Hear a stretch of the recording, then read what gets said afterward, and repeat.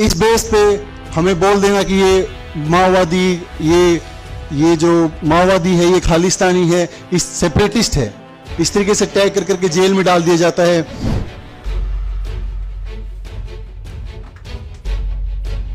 कि जो भी पॉलिटिकल प्रिजनर्स हैं जिनको भी जेलों में बंद किया गया है उनको बेसिक प्रिजनर के राइट्स भी नहीं दिए गए हैं।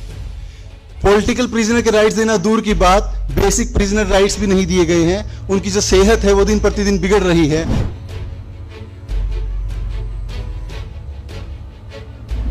तो ये मौत प्राकृतिक मौत नहीं है, ये मर्डर है। इनको हम स्टेट मर्डर बोलेंगे।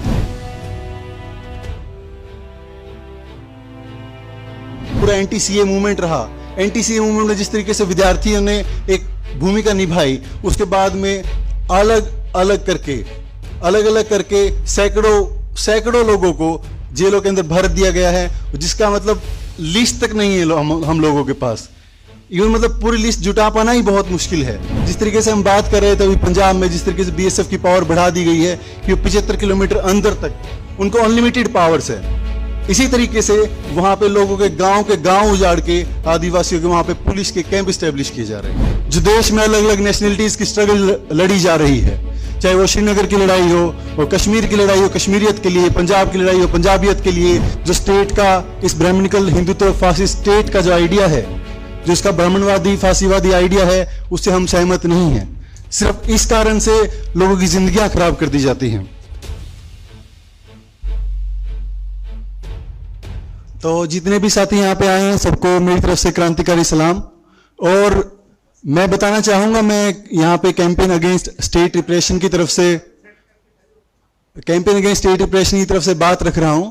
ये एक फ्रंट है जो देश के अलग अलग 36 संगठनों से मिलकर बना है, और हम जो पॉलिटिकल राइट्स हैं, डेमोक्रेटिक राइट्स हैं, और जो स्टेट रिप्रेशन है जो अलग अलग तरीके से होता है देश भर में, कि जैसे किसान आंदोलन पे जो पुलिस और जो इनका आरएसएस के गुंडों ने हमला किया, बार बार अलग अलग तरीके से बदनाम किया गया, और किस तरीके से फिर कोर्ट में घसीटा जाता है और सालों साल लोगों की उम्र निकल जाती है, और किस कारण से कि वो एक जो स्टेट का इस ब्राह्मणिकल हिंदुत्व फासिस्ट स्टेट का जो आइडिया है, जो इसका ब्राह्मणवादी फासीवादी आइडिया है, उससे हम सहमत नहीं हैं।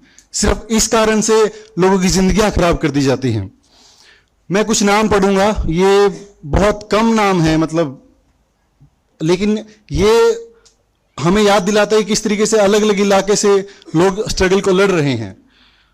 भाई गुरजीत सिंह, जगतार सिंह हवारा, उमर खालिद, सरजिल इमाम, रोना विल्सन, प्रोफेसर जीएन साहिबाबा, हेम मिश्रा, प्रशांत राही और अन्य बहुत सारे नाम हैं। और ये सिर्फ नाम नहीं है, ये विचार है।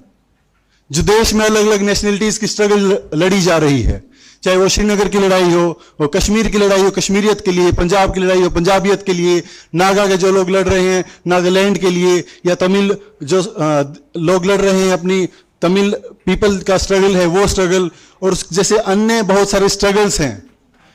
इस बेस पे हमें बोल देना कि ये माओवादी, ये जो माओवादी है ये खालिस्तानी है, इस सेपरेटिस्ट है, इस तरीके से टैग कर करके जेल में डाल दिया जाता है। और अभी हमें आज के दौर में सबसे ज्यादा जरूरी है कि हम इस तरीके से इकट्ठे आएं। मुझे बहुत खुशी हुई है जानकर कि पंजाब के अंदर एक कितना बड़ा प्रोग्राम हो रहा है, जो देश के अलग अलग कोने से जो लोगों को बुलाया गया है, और इस पे बातचीत रखी जा रही है। क्योंकि सबसे पहली जो चीज है, ग्राउंड पे काम करने के साथ साथ जरूरी है कि हम वैचारिक रूप से भी काम करें। ये दोनों चीजों का साथ साथ चलना बहुत जरूरी है। इसके साथ साथ मैं एक चीज पे गौर करना चाहूंगा। हम जो दिल्ली में काम कर रहे हैं, अभी दिल्ली का भी माहौल पूरा बदला जा रहा है। आपको कोई भी प्रोटेस्ट करना है, अगर यूनिवर्सिटी में करना है, तो उसके लिए आपको यूनिवर्सिटी के प्रशासन की परमिशन लेना बहुत जरूरी है। अगर आपको इवन कोई प्रेस कॉन्फ्रेंस करना है, जैसे हमने अभी प्रोफेसर जीएन साहिबाबा, हेम मिश्रा, प्रशांत राही और जो अन्य साथी जो जेलों में बंद हैं उनको लेकर प्रोग्राम किया, तो प्रेस क्लब ऑफ इंडिया ने अपना हॉल देने से मना कर दिया, राजेंद्र भवन ने अपना हॉल देने से मना कर दिया। इस तरह अन्य जितनी भी जगह बची थी, इवन जंतर मंतर पे भी अभी के टाइम पे परमिशन लेने के लिए जाते तो परमिशन दी नहीं जाती है।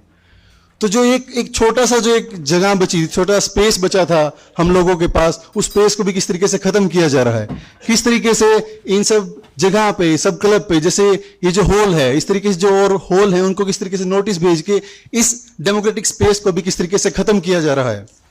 इसी के साथ मैं याद दिलाना चाहूंगा कि जो भी पॉलिटिकल प्रिजनर्स हैं जिनको अभी जेलों में बंद किया गया है, उनको बेसिक प्रिजनर के राइट्स भी नहीं दिए गए हैं। पॉलिटिकल प्रिजनर के राइट्स देना दूर की बात, बेसिक प्रिजनर राइट्स भी नहीं दिए गए हैं। उनकी जो सेहत है वो दिन प्रतिदिन बिगड़ रही है। अगर हम जैसे साथी ने बताया कि प्रोफेसर जीएन साहिबा हैं, वो 95% अपंग हैं और उसके बाद में भी उनको अभी बीमारियां बढ़ रही हैं। उनका एक हाथ जो पहले काम करता था वो धीरे धीरे सुन्न होना शुरू हो गया है, कमर में सुनापन होना शुरू हो गया है। उस टाइम पे उनको फिजियोथेरेपी की जरूरत है, वो नहीं प्रोवाइड की जा रही है। उसी समय जब हमने पीछे देखा, जो पांडु नरोटे थे उसी केस में जो थे उनकी मेडिकल नेग्लिजेंस की वजह से मौत हो जाती है। और हमने उसे पीछे देखा, फादर स्टैन स्वामी है, उनकी भी मेडिकल नेग्लिजेंस की वजह से मौत हो जाती है। तो ये मौत प्राकृतिक मौत नहीं है, ये मर्डर है।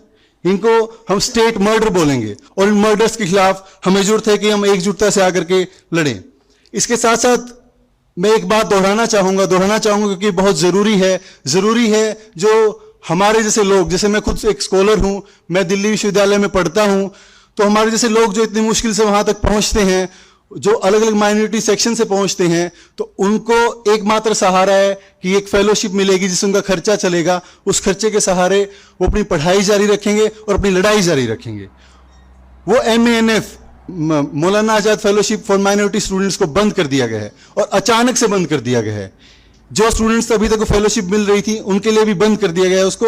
और ये जो एक बहुत बड़ा हमला है माइनॉरिटी सेक्शन पे। इसके साथ साथ मैं याद दिलाना चाहूंगा किस तरीके से, जैसे मैं दिल्ली से आता हूं, दिल्ली में किस तरीके से पिछले कुछ सालों में जो प्रोफेसर्स अपने जो आइडियाज को पुटअप करते थे, जो स्ट्रगल को पुटअप करते थे, उनको इस तरीके से एक एक करके जेल में डाल दिया गया। प्रोफेसर हैनी बाबू को, जो OBC सेक्शन के लिए एक रिजर्वेशन की लड़ाई करते थे, उनको किस तरीके से जेल में डाला गया। और उसके साथ में जो प्रोफेसर रोना विल्सन है उनकी हमने बात की। और इसके साथ ही जो स्कॉलर्स हैं, जो पूरा NTCA मूवमेंट रहा, NTCA मूवमेंट में जिस तरीके से विद्यार्थियों ने एक भूमिका निभाई, उसके बाद में अलग अलग करके सैकड़ों लोगों को जेलों के अंदर भर दिया गया है, जिसका मतलब लिस्ट तक नहीं है हम लोगों के पास। इवन मतलब पूरी लिस्ट जुटा पाना ही बहुत मुश्किल है। और इस टाइम पे एक और जो स्ट्रगल चल रहा है जिसकी तरफ बहुत कम लोग ध्यान दे रहे हैं, वो है किसान आंदोलन के साथ साथ शुरू हुआ सिलगेर का आंदोलन। सिलगेर में एक आंदोलन चल रहा है जो कि पुलिस कैंप के खिलाफ चल रहा है। वहां पे हर 2 किलोमीटर पे एक पुलिस कैंप स्थापन किया जा रहा है। जिस तरीके से हम बात कर रहे थे अभी पंजाब में, जिस तरीके से BSF की पावर बढ़ा दी गई है कि 75 किलोमीटर अंदर तक उनको अनलिमिटेड पावर्स है, इसी तरीके से वहां पे लोगों के गांव उजाड़ के आदिवासियों के वहां पे पुलिस के कैंप स्टैब्लिश किए जा रहे हैं। और वो किस लिए? ताकि ये जो इंपीरियलिस्ट लूट है, जो साम्राज्यवादी लूट है, उसको और धड़ल्ले से जारी रखा जा सके।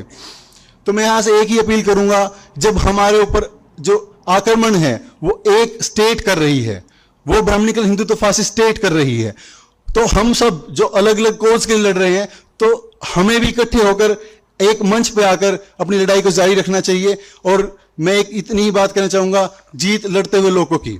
इनकलाब जिंदाबाद, रिलीज ऑल पॉलिटिकल प्रिजनर्स। और मैं अपनी बात यहीं पे खत्म करता हूं। धन्यवाद साथी।